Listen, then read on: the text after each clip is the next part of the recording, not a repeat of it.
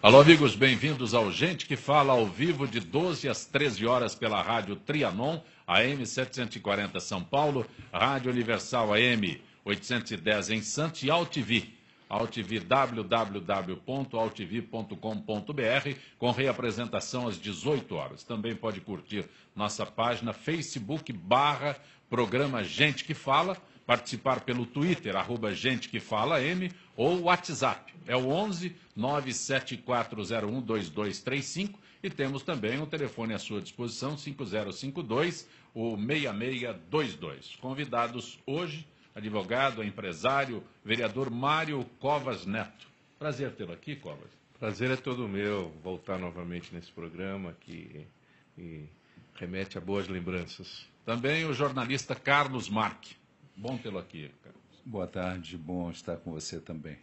E o advogado Alexandre Thiolier. Opa, bem-vindo a todos ao novo estúdio. Bom, magnífico estúdio. Trancopé, é um prazer enorme em revê-lo, prazer rever os ouvintes e os telespectadores, e estar numa mesa dessa aqui, campeã, né? Eu já sei que você vai fazer um monte de perguntas sobre a coisa, mas eu vou aguardar, viu? Vou aguardar. Vai se conter? Vou me conter hoje. Não se contenha. Olha, sem dúvida alguma, respiramos ainda a eleição. O Brasil teve ontem sua 7ª eleição presidencial após a ditadura militar. Pela 6ª vez consecutiva, será decidida entre PT e PSDB. Pela 3ª vez no segundo turno. Ao contrário dos últimos pleitos, a eleição foi marcada pelo súbito crescimento de um terceiro partido, o PSB, com a candidatura impulsionada pela trágica morte do candidato inicial, Eduardo Campos, mas que voltou a cair, ficando em terceiro lugar. Isso neste resultado final que, repito, surpreendeu a todos. Thiolier está mais ansioso para falar, Covas, Marque. Bom, eu acho que essa questão do bipartidarismo que existe no Brasil, disfarçado, porque evidentemente a partir da montagem do esquema que foi feito após a redemocratização, ficava claro que a tendência haveria 2 partidos, 3 partidos no máximo com capacidade. A própria distribuição do tempo na televisão. Então, você vê, a candidata, a nossa presidenta aí, presidenta que fala, não sei. Errado. Eu também acho que está errado. Também é errado ela estar no cargo. Também é errado ela estar no cargo. Mas está errado estar no cargo. Está errado estar no cargo. Está errado estar no cargo. Está errado estar no cargo. A verdade é isso. Então, o que nós temos hoje, um candidato tem 12 minutos de televisão, outro candidato tem 1 minuto de televisão. Isso não é democracia em nenhum lugar do mundo. Tem que se encontrar um outro método, inclusive um método de eleger-se de maneira diferente também. Esse negócio de votação majoritária, etc., tem que ir para o voto distrital, temos que ir para o parlamentarismo, parar com essa bobagem, essa votação e a festa democrática, Zancalão. Como festa democrática numa coisa que é obrigatória? Obrigatória é serviço militar, entendeu? Agora, festa a gente é convidado. Eu voto se eu quiser, e essa é a votação obrigatória. Mas essa não mudou nada para mim, eu tinha certeza absoluta que isso ia acontecer, em que pesem os institutos de pesquisa. Porque eu acho que você deveria abrir um espaço para a gente discutir essa, vamos dizer assim... Nós teremos. Eu agradeço, porque, olha, eu vou dizer um negócio para você. Ô, barca furada essa, hein? Mário Covas, você foi surpreendido pelo resultado da eleição? Não é como o PSDB, não fica em cima do muro, por favor. Não, a gente não fica em cima do muro, até porque... Não tem muro, né? Não, e quando tiver que ficar em cima do muro, a gente sabe exatamente o que está de cada lado, né? Não é bem assim. Eu evidentemente, que torcia para que o Aécio fosse para o segundo turno, como foi. Não acho que foi uma coisa tranquila como foi das outras vezes, essa bipolaridade entre 2 partidos. Mas veja, nós temos hoje mais de 30 partidos. Ao contrário, eu acho que você tinha que ter uma reformulação partidária exatamente para diminuir essa quantidade de partidos. Não acho que é adequado isso, até porque hoje se faz um comércio disso, né? Você tem uma legislação que diz o seguinte: o partido que se coliga com outro, ele leva um tempo de televisão na coligação. Então, acaba sendo muito interessante para alguns partidos terem uma representação no Congresso, mas jamais disputar um cargo executivo. Bom, se não é para disputar o cargo executivo, se não é para colocar suas propostas, então não tem razão para ser um partido. O partido, em tese, ele vai desenvolver ideias, programas, metas, e sendo só um instrumento de cacife de tempo de televisão, não me parece que seja o mais apropriado. Então, uma reforma partidária me parece urgente. Agora, aqui, para mim, que faço parte do PSDB, eu fico muito feliz de que a gente esteja sempre disputando uma eleição. Mas tem um dado curioso. Esta é a eleição em que os dois candidatos que vão para o segundo turno vão com uma diferença menor entre todas as outras anteriores. O que, provavelmente, nós teremos um segundo turno muito mais emocionante do que tivemos no passado. Carlos Marques, dizem que nem o Aécio esperava essa margem dele. Eu acho que a Aécio, como nós todos, acreditamos mais ou menos nos institutos de pesquisa, né? Porque a gente parece mulher de vagabundo, a gente já sabe o que essas pesquisas trazem e prometem. Mas todo ano a gente acredita. Eu acho que esse ano passou um pouco da conta. Eu anotei aqui alguns índices, e não vou nem falar de algumas eleições estaduais, como você lembrava ainda agora, a eleição do Tarso Genro no Rio Grande do Sul, deram o Tarso Genro quase eleito no primeiro turno. Verdade. E ele ficou em segundo lugar, a 8 ou 10 pontos do primeiro colocado. A pesquisa foi incapaz de perceber o fenômeno Mário Ivo Sartori, que foi o candidato que chegou em primeiro lugar. Mas na eleição presidencial... Será que ela foi incapaz de perceber ou ela percebeu e não quis mostrar? Bom, esse é um segredo que a gente nunca vai descobrir. Mas na eleição presidencial, o Ibope, na véspera da eleição, deu Dilma com 46, ela teve 42. Fora da margem de erro. Desculpe, só uma correção. Esse 46 é do universo de votos. Ela teve 42 votos válidos. Portanto, se você pegar do universo de votos, é menos ainda. Sem dúvida. Pior ainda, você lembrou bem. Aécio, 27, fora da margem de erro. Marina, 24, fora da margem de erro. E aí você pega o Datafolha do dia 4 também, todos fora da margem de erro. Aí você pega a boca de urna. A boca de urna é feita na hora do sujeito ir na urna votar. Eles erraram Dilma no limite da margem de erro. Erraram Aécio fora da margem de erro. E só Marina na margem de erro. Quer dizer, então, eu acho que é uma das grandes questões que se colocam aqui, depois dessa eleição, é a questão das pesquisas. Mas eu não queria diminuir a discussão, não. Eu queria ir no caminho que o Tiolê lançou quando ele começou a falar. Eu queria lembrar a urgência, mais que nunca agora, da reforma política. Né? Que o presidente eleito, com a caneta cheia de tinta, ele tem que partir, em primeiríssimo lugar, para uma reforma política que aponte... Que é a mãe de todas as reformas. A mãe de todas as reformas. Sem ela não vai a lugar nenhum. Concordo com você quanto ao voto distrital. E o voto distrital, por sua estrutura, por sua prática, por seu efeito prático, ele aponta para um bipartidarismo, né? Pelo menos para a redução dos partidos. Porque no final o voto distrital acaba sendo uma eleição majoritária num distrito. Exatamente. Então acaba vencendo um determinado partido em cada lugar, o que é muito bom, especialmente para o vereador. Eu sou vereador em São Paulo e fui votado na cidade como um todo. Não diria que sou um vereador distrital, no sentido de que de uma determinada região da cidade.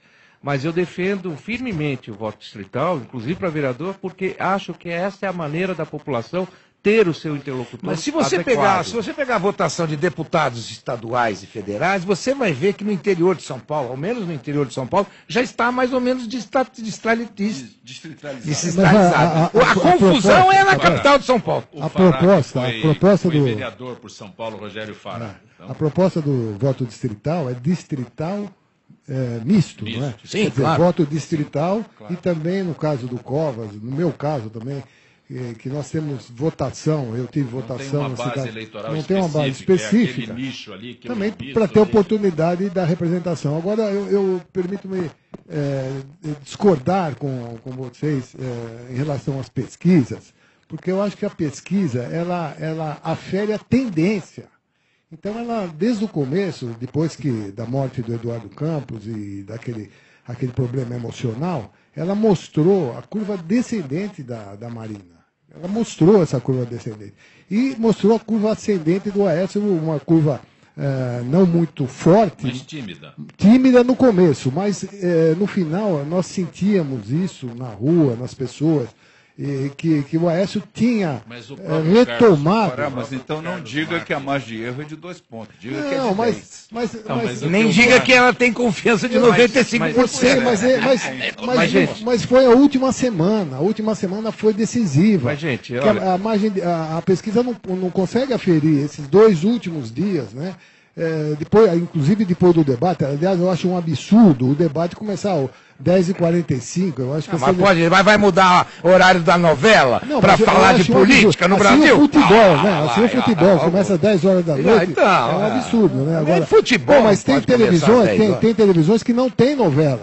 A Bandeirantes eu acho que não tem novela. A Cultura não tem novela. A Record passou às 8h30, 9 horas. Justamente, mas todos os debates deveriam ser cedo, para o povo assistir.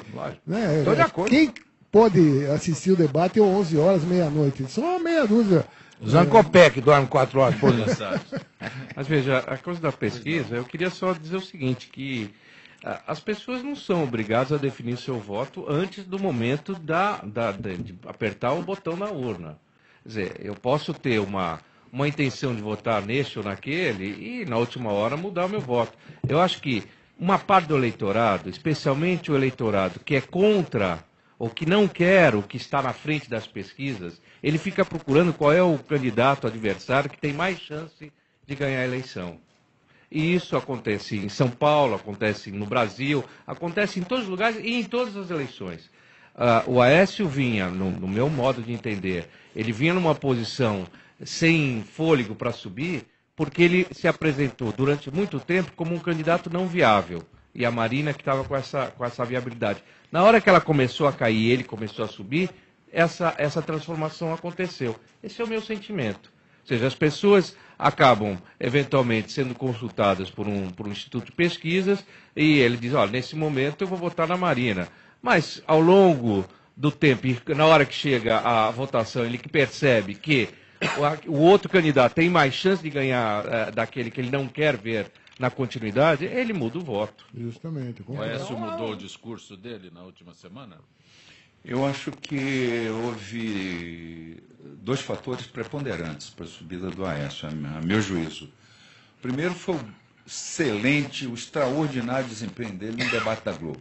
Tudo bem que o debate não é visto por todo mundo e tal, mas as pessoas comentam um com o outro. Você chega no escritório no dia seguinte, você comenta, pô, viu o Aécio ontem, ele foi muito bem e tal. Segundo, que ele se apresenta como um candidato muito composto. Ele fala bem, tem bons projetos, boas ideias, tem uma boa história atrás dele.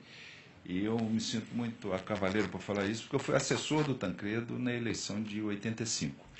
E me lembro do Aécio, menino, aprendendo. Ele aprendeu tudo da política, ele fez o melhor curso de política que alguém podia fazer, que era acompanhar o Tancredo durante.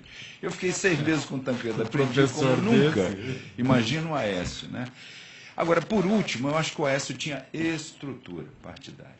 Estrutura partidária. Mas olha, a desconstrução da Marina que foi feita pela amigo, mas tem a aventura pessoal. A presidência da República. 10 minutos de cacete em cima, aberto em cima. Não há quem resista aquilo. Eu quero ver agora, hein? Não esqueçam de uma coisa, hein, gente? Mas as oportunidades que a Marina teve também para fazer essa volta, né? Quer dizer, acusar também o PT. Não, mas teve várias entrevistas, a Globo todo dia mostrava a campanha e as pessoas davam opinião. Ela não fez, ela passou um bom tempo, enquanto ela estava bem na pesquisa, sem atacar. Ela deveria, naquele momento... Sem se defender corretamente. Justamente, ela esperou, quando ela começou a atacar, ela já tinha... O ataque nem tanto, a defesa é que foi pior. E pior, quando ela começou mas ela poderia atacar. Ela começou a se vitimizar.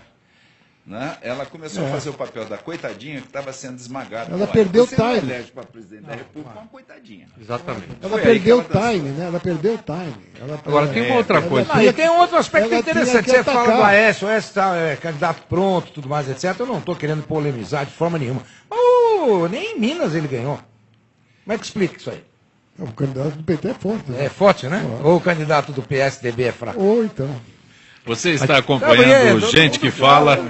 Você está acompanhando Gente que Fala. Estão conosco hoje o advogado e empresário Mário Covas Neto, que é vereador filiado ao PSDB, jornalista Carlos Marque, o advogado Rogério Fará. O Fará já foi vereador por São Paulo, o advogado Alexandre Thiolier.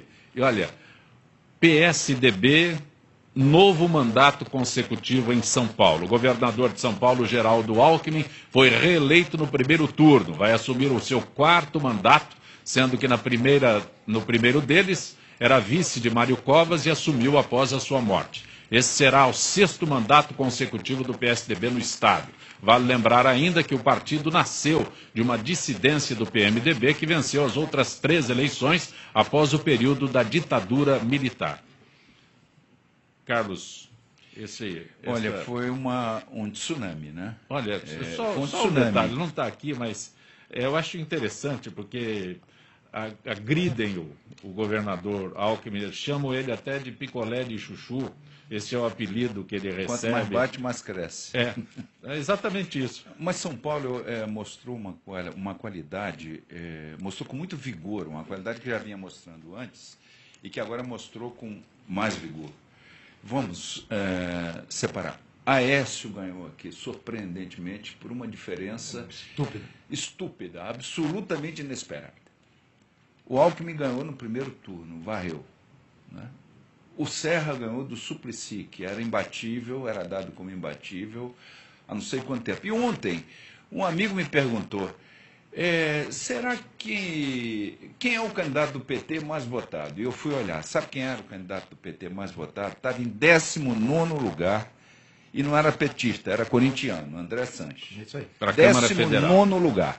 Resultado, o PT que tinha uma bancada de, se não me engano, 88 deputados, agora tem 70. Exatamente. Tinha 88 deputados, agora tem 70. O PT perdeu 18 deputados no plano federal, deputados federais, e isso veio muito de São Paulo. Então, eu acho que São Paulo, de uma maneira mais vigorosa do que aqui na Assembleia, enxugou assustadoramente.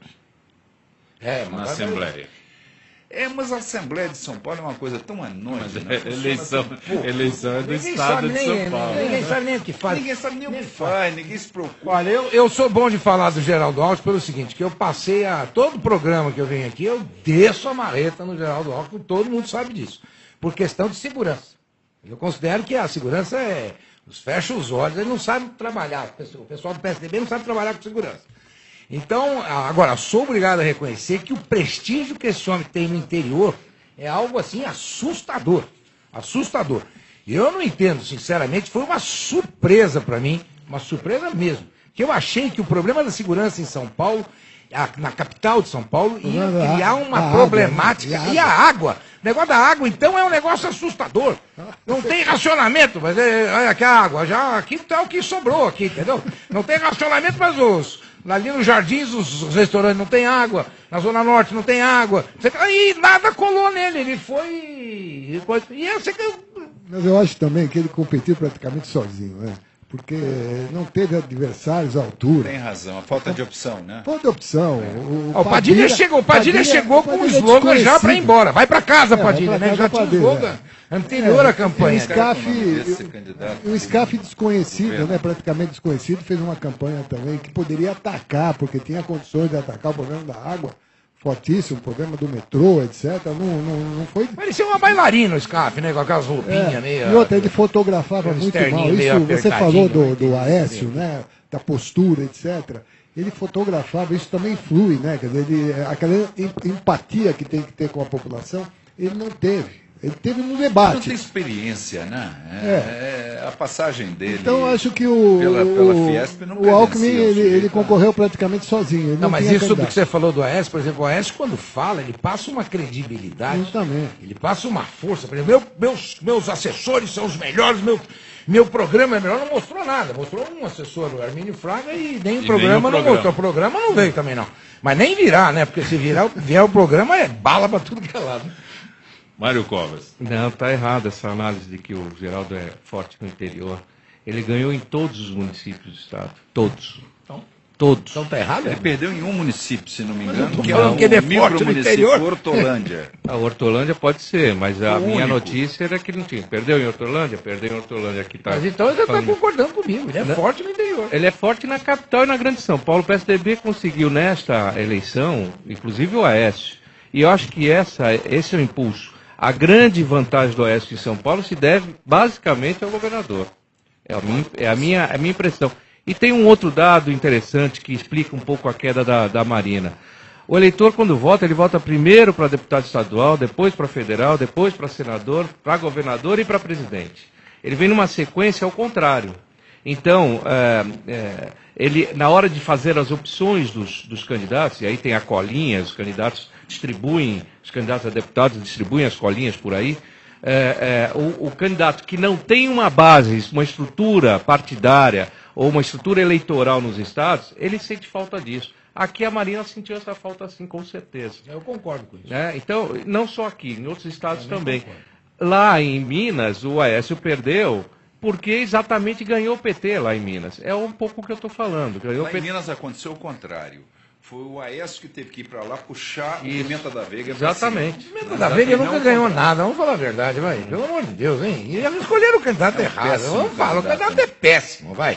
É igual o Padilha. Pode botar o Lula do lado do Padilha, carregando o Padilha nas costas, não vai a lugar nenhum. Não vai. Tem caixão que não dá para carregar, ué. Isso nós sabemos. Mas você acha que faltou apoio do Lula aqui na eleição em São Paulo? Ele veio um pouquinho aí, né? Porque ele não quis perder, né? Mas o Haddad ganhou. Gente, o Haddad ganhou a eleição aqui. Ele era um ninguém. O Haddad ganhou a eleição e ganhou do Serra e ganhou do Russomano, que teve 1,5 milhão de votos. Meu amigo, depois do Kassab, eu tinha que ganhar mesmo. O Kassab foi um terror em São Paulo. Você me desculpe. Não existe nada pior que o Kassab. Aliás, o Haddad está conseguindo ressuscitar o Kassab, de tão ruim que ele é.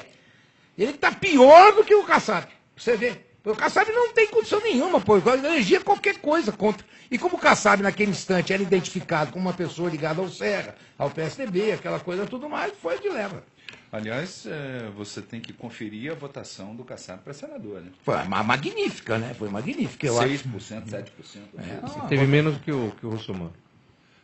Pois é, para um sujeito que foi prefeito da capital. Mas é absolutamente ridículo. 6 anos como prefeito em São Paulo. Isso. Não é? 6 anos aqui. E teve uma votação 6, inferior ao deputado federal mais votado. E o Serra foi um ano prefeito? Perdeu uma Padilha. Você quer melhor que isso? Melhor ou pior? Melhor ou pior que isso? Eu não posso falar porque depois dizem que eu falo muito contra o Kassab, mas eu acho que acorda, Kassab. Você já foi, não sabe ainda. Fará. Olha, eu estou vendo aqui a outra matéria. Candidatos vencidos reclamam do quociente eleitoral. Eu sou um dos que reclamam. Eu tem 5 vereadores na Câmara que eu tenho mais votos que os 5 e não fui eleito. Fiquei na suplência. Então eu sou a favor da matéria. Não, quem tem mais votos se elege, né? Mas esse não é o sistema eleitoral que nós temos, não. Uma eleição proporcional, justamente, onde os partidos é que detêm a proporção da votação. É verdade. Então, e aí, bom, em todos os aspectos, quem perde sempre reclama de pesquisa, né? Não é só aqui quem perde pelo quociente eleitoral e reclama. Todo candidato mas é injusto, nunca... né? É injusto, porque... Mas não teve aquele caso na época do Enéas? O voto é pessoal, o voto não é partidário. Se você tiver o voto distrital, aí você vai ter os mais votados. Os partidos não representam, quer dizer, a pessoa vota no candidato. Mas qual é a chance de passar o voto distrital se as pessoas que têm que votar essa emenda são as pessoas que foram eleitas pelo voto majoritário? Zero. É zero. E que não serão eleitas. Não serão eleitas pelo voto distrital. Peraí. Quem muda o sistema eleitoral é o Congresso Nacional. Então. Eu estou falando aqui de mudança para vereadores. Então eles podem mudar. Eles não estão mudando. Não, mas ela não pode mudar só uma. Cutucar onça com vara curta. Se ele abrir essa discussão lá, meu amigo, tem que ser pra todo mundo. Não, acho que não. Não, tem que ser para todo mundo. A eleição proporcional, a alteração, tem que atingir todas as câmaras, assembleias, câmaras de vereadores. Não necessariamente. Então é pela metade. Agora, o pior... Não, é que eu acho que para vereador tem muito mais razão de ser. Eles chegaram a falar que seria uma forma de fazer um teste, mudar só para vereador, é lógico, pô, mas é evidente. Agora, o pior da reforma, o Precisa pior que de um estão curto falando da intervalo. reforma eleitoral é tal do voto em lista, né? Isso é um já não tá nem absurdo partido, dos né? Por absurdos. isso que tem 38 partidos, já está todo mundo preparado para voto em lista. distrital misto. Não, voto em lista. Voto quer em dizer, lista. Quer dizer, O o partido dono que do aparece. Tem que partido... votar no candidato. Das lideranças. Mas vota no candidato, mas você não é voto distrital puro, você vota no candidato. No candidato. Cada Deixa eu distrito só ir tem para o um intervalo, na volta a gente... pois não, ok? não, vai lá. Você está acompanhando Gente que Fala, hoje conosco o advogado Alexandre Thiolier, o advogado Rogério Fará, o jornalista Carlos Marque e o vereador Mário Covas Neto no Gente que Fala.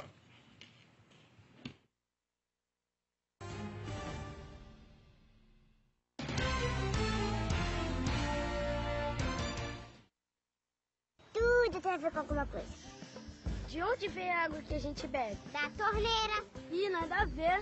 Vem dos rios que nascem da mata. Sabia que a gente só respira por causa das árvores? A árvore respira? Respira. A árvore respira. E o que você tem a ver com isso? Meu ar. Minha água. Minha árvore. Meu aumento. Mata Atlântica. SOS Mata Atlântica. Mais 25 anos.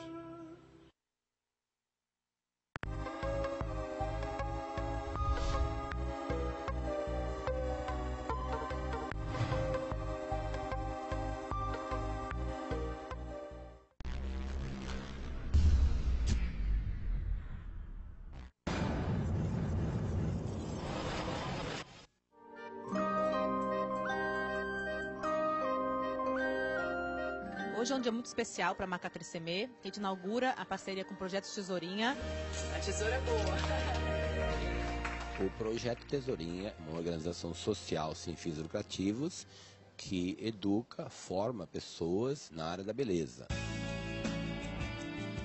São alunos que vêm de comunidades carentes. Nessa caminhada já passaram quase 40 mil jovens. Desde a sua origem, a marca tem essa essência de salão de beleza e o relacionamento com cabeleireiros. Eu já trabalhei com muitos produtos diferentes e me identifico demais com o 3CM. E como faz parte da estratégia da marca, nós atuamos também com os embaixadores. Ser embaixadora da marca tá sempre presente. O resultado é sempre muito gostoso, eu sempre saio muito feliz, assim, principalmente num projeto como esse, que é social. Nas feiras, na Beauty Fair e na Hair Brasil, um dos grandes papéis desses cabeleireiros embaixadores é dar palestras e cursos. Damos passo a passo de penteado, falamos tudo que está se usando, tudo para que você tenha em mãos e saber o que fazer com os produtos. Nós começamos a parceria com a Faculdade Cruzeiro do Sul há quase um ano. A iniciativa é genial, por conta de ser uma profissão que no Brasil ainda é muito informal. E é legal que a gente tenha formação acadêmica para esses profissionais hoje. A gente formou um curso especial de 3CM, de formação profissional. É um curso dividido em 3 módulos. O primeiro módulo é de tratamentos capilares e modelagem. O segundo módulo é sobre fundamentos da cor e da forma. O terceiro módulo é sobre mecanismos do corte. 3CM propicia para a gente o uso de materiais e equipamentos nunca antes vistos em um curso de beleza. Ele traz um conhecimento teórico e prático muito fácil de entender. A gente proporciona um curso com um custo mais baixo para os alunos. E a 3CM com a Cruzeiro do Sul realiza o nosso sonho. E a marca empresta todas as credenciais e toda a expertise de salão para essa população que está iniciando na sua carreira. Os melhores alunos do curso ganham uma semana de estágio no salão do Ricardo Cassolari. Esse momento e essa iniciativa pode mudar muito a vida de uma pessoa, desde que ela tenha coragem, tenha vontade e disciplina. A grande ideia desse projeto é a gente conseguir ir além do sonho dessas pessoas, né? Eles terem a referência na sua comunidade, referência no que fazem, terem uma profissão garantida para o futuro.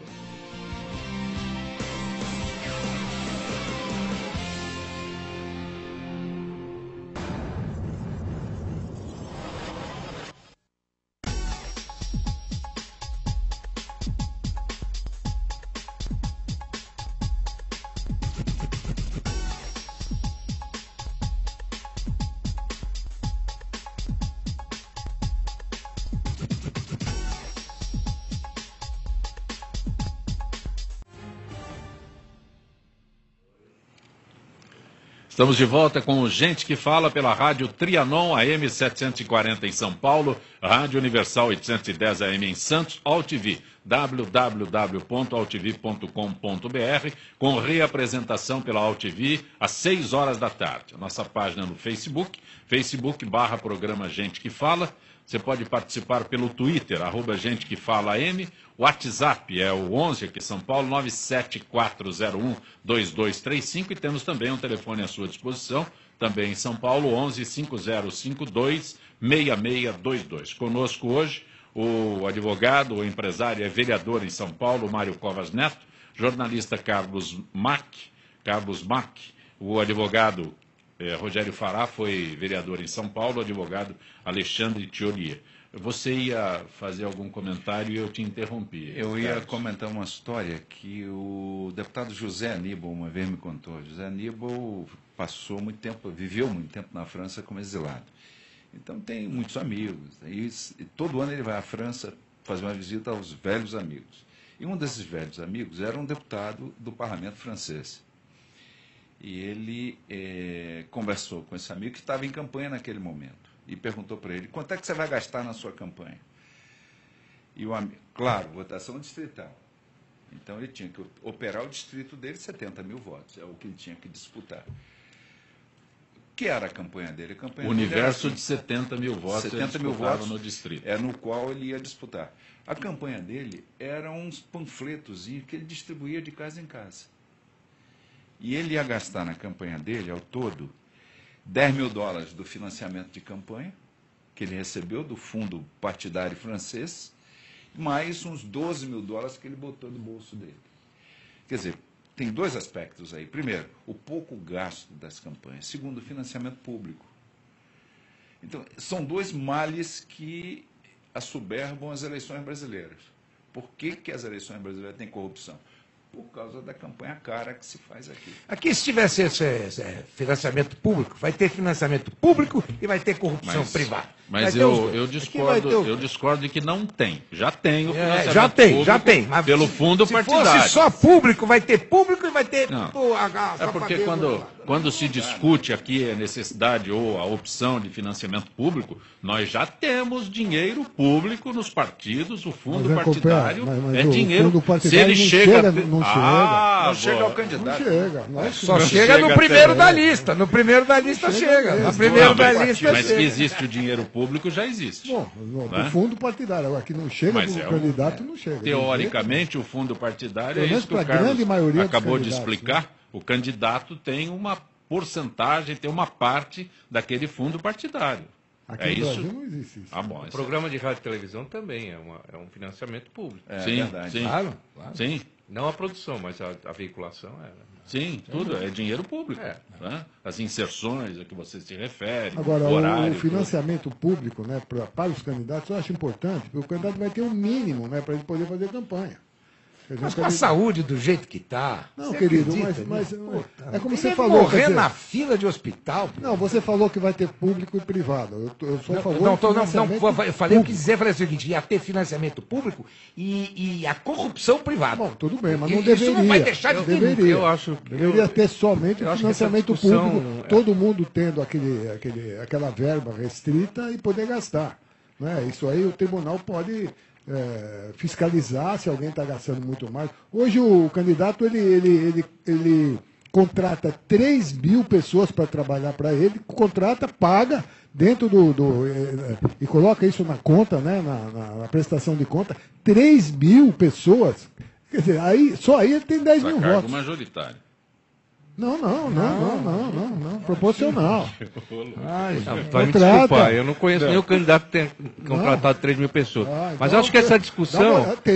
Essa discussão precisa de um pouco mais de... Para vereador ainda. Como é que você vai poder justificar não ter creche, não ter escola, não ter saúde adequada, etc., e o dinheiro ser jogado em campanha eleitoral? Eu acho que essa discussão ela precisa ser um pouco melhor vista. Quando se fala em $10 mil de um candidato, na realidade da França, você tem que ver que aqui, só em São Paulo, você teve mais de 1.000 candidatos. Então vai fazendo as contas de quanto daria aí. Mas espere. Eu acho que a discussão ela pode ser alongada. Por exemplo, o que poderia se fazer é o seguinte, é uma ideia apenas. Eu não estou dizendo que essa é uma opinião fechada, mas você poderia ter alguma coisa assim. A cada dinheiro dado para a campanha minha, dele, ou de qualquer candidato, uma parte tem que ir para um fundo, esse fundo sim repartido entre todos os partidos. Aí sim você teria alguma justiça no dinheiro privado para financiar as campanhas políticas. E eu acho que o dinheiro privado, ele já sai das empresas que podem, de alguma forma, tem gordura para fazer isso. Eu acho que o poder público fazer isso, em os orçamentos apertados, não me parece mais o adequado. Nós participamos de eleições, quem ganha a eleição é dinheiro. O voto tem preço, dinheiro. Isso é claríssimo. Quem tem dinheiro para bancar, evidentemente tem exceções. No caso, filho de governador, eu tenho programa de televisão, etc. Mas o resto é poder econômico. Se ele não tem lá um reduto e financia aquele reduto, cabo eleitoral, propaganda na rua, cabo, etc. Tudo isso é legal. Está dentro da lei. Ele não ganha eleição. Por isso que o financiamento público seria importante, que dá possibilidade para aqueles que não têm quase nada, de ter um mínimo para colocar a campanha dele na rua. Agora, eu sou obrigado a discordar, porque enquanto nós tivermos gente morrendo na fila de hospital, o dinheiro público tem que ser tratado com muito carinho. Então, vamos resolver primeiro a pessoa que está morrendo naquela fila. Depois nós vamos resolver o resto. Se a gente não pensar nas pessoas... Mas você tira do fundo partidário. Agora, eu concordo. Essa ideia, por exemplo, dinheiro, abre o jogo. Mas mesmo assim, o problema é que no Brasil, infelizmente, eu sou tão descrente. Pô. O Brasil pode fazer a coisa mais certinha do mundo. Vai ter sempre um picareta aqui. Vai ter sempre um Paulo Costa, um Yaxamum. Mas o dinheiro público também não evita isso que vai acontecer. Eu sou contra o dinheiro público. Mas se você põe uma campanha milionária na rua, é fácil de você saber que aquela campanha está superando o valor que foi dado do financiamento público. Isso é fácil de perceber, entendeu? Porque mas se o cidadão tiver dinheiro, ele quiser pôr o dinheiro dele. Mas não existe a renovação por causa disso. Isso no Brasil inteiro. Nunca põe o dinheiro do bolso. É verdade. Do próprio bolso, o francês põe, né? O francês põe. Mas eu acho que em todo lugar que tem voto distrital, se tivesse voto distrital, eu me animaria a discutir ali em Cerqueira César, onde é o meu distrito, entrar numa briga lá contra mais 10, contra mais 11, quer ganhar, leva. Eu me animaria a entrar num negócio desse. Agora, entrar num treco em que o cidadão tem um jato, faz um discurso imprudente, volta, faz um discurso não sei aonde, despeja 3 mil pessoas. Eu não tenho nem 3 mil pessoas para pôr no jogo, Sancopé. Eu já tenho que botar um anúncio da candidato Tcholier, contrata pessoas para o seu gabinete. Quer dizer, futuro gabinete inexistente. 3 mil pessoas. Mas você vai contratar as 3 mil pessoas? Eu não vou nem, vai ter que pagar fundo de garantia, tudo, aquelas coisas todas. Estou perdido. Com financiamento público você não consegue contratar. Não, que financiamento público? Agora, hoje você consegue. Se a pessoa é rica, tem posse, ou então tem ajuda, dentro da lei ele consegue contratar. Eu vejo, e 3 mil pessoas, no mínimo, são 10 mil votos, porque cada um com a sua família. Mas eu vejo sempre essa discussão de voto distrital, mas nós não temos nem consciência, nós não temos nem, sabe, como imaginar um voto distrital. Você tem um distritão, mas já fala em misto. Mas voto distrital misto, quer dizer que a opção já não é... Você tem um grupo de pessoas que vão sair proporcional. Aí e não tem jeito para você essa passagem direto para o voto distrital puro é impossível. O Covas já sugere um voto distrital para vereador. Seria mais coerente, né? Porque você está numa cidade, você tem condições de mapear a cidade. Na verdade, você não pode discutir reforma política esquartejando os assuntos. Você tem que combinar todos. Por exemplo, vai ter financiamento público. Mas são 30 partidos, tem 1000 candidatos. Você não pode ter 30 partidos com voto distrital e com financiamento público. Você tem que ter 4, 5, 6 partidos. Então você tem que impor cláusula de barreira para os partidos.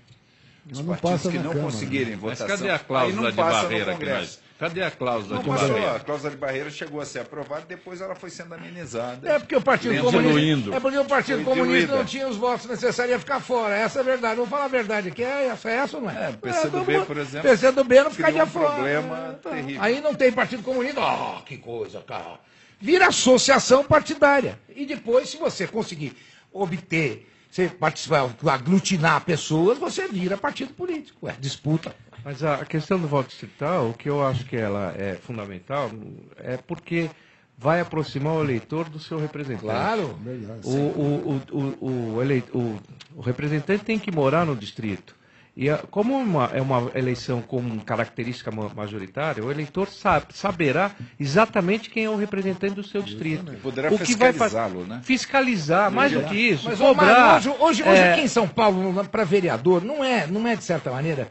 Tem o vereador da Zona Sul. Não, você tem, na Câmara hoje tem 55 vereadores, eu diria que menos de 20 é assim. Ah, é? Então, você tem alguns que são claramente num distrito a votação concentrada. E tem que e é gozado que esses têm uma demanda da população daqueles bairros muito intensa. Claro. Porque ele é o representante. Esse é efetivamente o representante. O que faz uma ponte com a prefeitura, etc. Eu acho que para o distrito seria muito bom. E você evitaria aquela coisa do eleitor que a grande maioria, que você pergunta em quem votou na última eleição, ele não tem nem ideia. Ou seja, ele não está nem acompanhando aquele que ele ajudou a eleger, ou como é que está sendo o desempenho do mandato dele. Com certeza, a gente vai poder melhorar a classe política, os nossos representantes, a gente ter bons parlamentos, né? Carlos Marques, você tem mais de 30 anos de jornalismo político. Você acredita numa reforma política no Brasil? Na verdade, essas coisas são lentas, né? Essas coisas são lentas, a gente fica com sonhos. Não, eu sou fluminense. Opa, carioca lá. Carioca lá, no Rio de Janeiro. Mas é muito difícil, as mudanças são lentas, né? Não, é porque sempre aqui no Gente que Fala, as pessoas discutem. Agora teve um hiato muito grande, discussão política, por causa da legislação eleitoral. Autoritária, diga-se de passagem. Sim, autoritária, é uma vergonha, censura. A Constituição garante o seu direito de expressão e você fica tolhido. Você não pode falar durante um determinado período que só os deuses... E as pesquisas. As pesquisas falam também. Você e o Fará... O Fausto Camunha realizava debates entre candidatos aqui, nas eleições municipais, depois nas eleições majoritárias, não. Nós tivemos debates entre deputados estaduais e deputados federais. Ele não conseguiu manter por causa dos próprios partidos. Os partidos dificultaram o programa de tal maneira que o Fausto por isso Camunha que esse foi obrigado... debate, por isso que esses debates aí, eu acho uma fórmula esgotada, né? Porque eu vou dizer um negócio para você, nem o futebol brasileiro, que está uma porcaria, me faz dormir com tanta rapidez quanto um debate. Um negócio, qualquer que seja o debate, governador, presidente... Principalmente o horário, né? Não, mas pode ser mesmo no horário que a Record trouxe, se eu não me engano era 9 horas, muito chato. Candidato pergunta para candidato. Vendido. Puta, são um negócio... E o tempo para responder? O tempo para responder. Eu pergunto para você, eu pergunto para falar, eu pergunto para você. Como é que... e-mail para responder. Pergunto para você, como é que foi o problema da água? Aí você me explica a água, eu volto. A minha réplica é o sol que nasceu quadrado, entendeu? Aquela coisa. Então, é tudo marcado. Eu pergunto para você que já está combinado. Tá na cara de todo mundo. No início, quando os debates começaram, até eram interessantes. Hoje, você já sabe o que o cara vai responder. Já sabe quem vai perguntar para quem. Você já sabe o que o cara vai perguntar e o que o outro vai responder. Se é que ele vai responder, porque né? é tudo plastificado. Porque às vezes ele não responde. É tudo embalado para presente. Mas você disse que é muito lento. Você acredita que nós teremos mudanças? Olha, outro dia eu estava finalizando um livro que eu escrevi, a biografia do jornalista Carlos Castelo Branco, e estava atrás de uma frase para colocar como epígrafe no começo do livro. E descobri uma frase fantástica do Danton, o revolucionário francês, na Assembleia Revolucionária 1789, 1790. E aí fiquei imaginando, olha, em 1789 eles já tinham uma Assembleia e discutiam seriamente as coisas. A gente ainda era colônia. Sim. Então tem uma diferença abissal, né? E a gente tem que ter um pouco de paciência para que as coisas lentamente se acomodem. Você tem que aprender, por exemplo, que o vereador distrital tem uma tarefa, e é uma tarefa ligada à estrutura da região. O deputado federal distrital tem outra tarefa, embora haja dentro do mesmo distrito. ele tem que trabalhar com as grandes ideias e ele tem que recolher dos seus eleitores a tendência das grandes ideias. E nem é o mesmo distrito, na verdade, porque sim, você vai ter distritos nas cidades. Né? A federal vai ter que ampliar, então são distritos diferentes. Mas eu gostaria até de reforçar o que você estava falando sobre a reforma política, a demora. As reformas políticas que aconteceram ao longo do tempo, todas elas tinham um cunho de casuísmo. Né? Sim. Desde a questão lá dos senadores, enfim, mesmo até tem uma coisa que não é nem questão de reforma, é de justiça. Aquilo não foi reforma, foi um pacote. Mesmo a questão do bipartidarismo lá atrás, MDB e Arena, depois quando acabou exatamente porque o MDB estava muito forte, quando veio o pluripartidarismo, mas também o pluripartidarismo. Sim, tinha que dividir. Mas um pluripartidarismo também que estabelecia uma regra que poucos que poderiam atender a regra nacional, etc. Enfim, sempre tem um cunho de... Agora, tem coisas assim que são evidentes. Quer dizer, você tem uma representação na Câmara distorcida. Se o Senado representa os estados, e tem 3 senadores por estado, a Câmara Federal ela representa a população. Então ela tem que ser proporcional ao tamanho da população. Mas já começa mas não é. Mas já começa no erro da formação dessas bancadas. São Paulo, por exemplo, tem menos deputados que deveria ter. Exato. E tem lugares que tem mais do que deveria ter. Vai por aí. O que dá uma distorção. Eu acho que o Congresso tem muito deputado. Eu também acho. Meu amigo. Pelo amor de Deus. Tem a menor um consenso como? Devia ter 10 deputados para cada estado. Já estava de bom tamanho. Eu acho que excelente tamanho. Nós falamos há instantes sobre o quociente eleitoral, aqueles que não se elegem reclamam. Mas e esta amostragem que nós temos hoje, esta realidade? O Somano teve 1.500.000 e tantos mil votos. O Tiririca teve 900 mil votos, bateu quase em 1 milhão. E aí vem o Bruno 1 milhão Covas... e 16 mil, por favor, não diminua os votos do Tiririca. 1.016.000, por favor.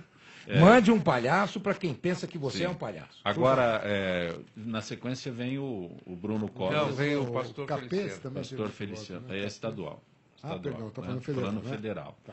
Essa é uma distorção que causa no Congresso uma votação estrondosa dessa, porque ele carrega a reboque, né, pessoas que não sabemos se estariam aptas a enfrentar Eu não sei como é que vocês analisam isso, mas quanto é a votação do Tiririca? 1.016.000, com toda certeza. Sim. Eu declaro meu voto aberto, não tem problema. Paulo deve estar em 340. Me obrigo a votar, porra. 340. O quociente da Câmara Federal de São Paulo, algo em torno de 340 mil. O Somano está levando mais 5, é isso? Ele mais 4. Ele mais 4. Né? O Tiririca está levando mais ele mais 2,5.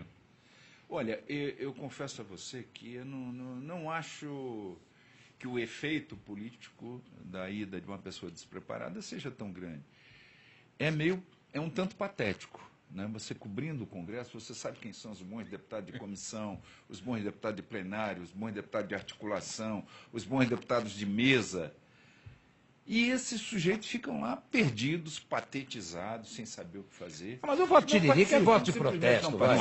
Aqui não tem voto de protesto. Voto de protesto. Não quer protestar, anular não. Anular não. Aqui tem voto de escárnio. Aliás, a gente falava sobre isso. É voto de deboche. Agora, eu acho que é voto de deboche. E tem mais uma coisa. Tem mais uma coisa. Quer dizer, o programa eleitoral gratuito, em termos gratuito, né? Mas ele participou de todos os programas e fazendo chacota. Diferente do Celso Russomano, que tem lá programa de televisão fora do horário eleitoral, etc. Mas que eu acho que grande parte da sua votação foi de eleitor que arrependido de não ter votado nele para a prefeitura. Sem dúvida. Diante de uma gestão ruim do prefeito Haddad. É verdade. Então, um pouco de compensar aquilo que, enfim, de ter tirado o segundo turno na eleição para a prefeitura. O do Tiririca, não. Já para mim, não é um voto para você escolher um bom representante. Não. É simplesmente alguém para... vamos botar lá o que vai gozar os outros, que vai fazer a parte manda um palhaço para quem te acha um palhaço. Vai lá e eu acho muito triste que você, em São Paulo, que você tenha 70 deputados... você tenha um representante que leva mais 3 junto com ele, ou 2 junto com ele, e que na verdade ele nega a atuação política. Você está diminuindo. Falando em programa de televisão também, um programa gratuito, um programa político, eu acho que é um absurdo também os governadores, candidatos a senador, etc., ocuparem o lugar no caso do deputado estadual e federal. Porque antes, no tempo do deputado estadual, por exemplo, entra o candidato a governador pedindo voto para os candidatos a deputado estadual. Quer dizer, ele está fazendo a própria campanha dele e tirando o pequeno tempo que tem o deputado. Mas veja, o tempo que tem o deputado não tem tempo para nada. Então, porque o cara chega lá, olá, meu nome é Alexandre Tcholier, meu número é 32, quer dizer, pior ainda. Beleza, né? hein? O que vai fazer? Pior ainda, vem o candidato a governador, ou o candidato a diminui senador, mais o tempo ainda. Para pedir voto. E outra, só vai para televisão, e só vai para televisão quem é amigo da lista lá, né? Esses amigos da lista estão toda hora lá. Estão toda hora lá. É assim, se você chegar sem querer no partido, eles vão querer, porque o coitado que sai candidato, o senhor que saiu candidato, pense um pouquinho, o senhor foi um cabo eleitoral que pagou, que carregou 100 votos para alguém.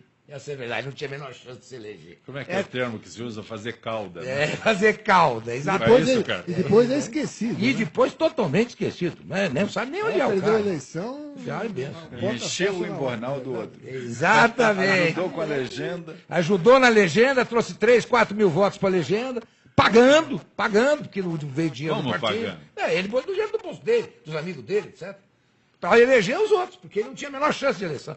Quando você conversa em partido político, os caras dizem para você, nós vamos fazer 12 candidatos. 12, vamos eleger 12. Eles não erram, pô. Dá 12 na cabeça. É um negócio inacreditável. E os 12 estão lá, são os que aparecem na televisão, são os que se mexem, aquele pessoal que tem pouco dinheiro. Né? Não, que elege tem muito dinheiro. Eu estava falando, tem pouco dinheiro, estou fazendo um gesto pouco, aqui, né? Pouquinho. Que tem propaganda no estado inteiro, né? Jato. Uma loucura. Já né? Você teve o apoio de teu slogan. Não, agora não, mas você, como candidato a vereador, você teve uma votação expressiva, teu slogan era o advogado do Ratinho. Por isso que eu digo, quer dizer, no caso ele é filho do governador, quer dizer, conhecidíssimo. Eu, por causa da TV e outros também, você não precisa do poder econômico, você não precisa gastar dinheiro que você tem.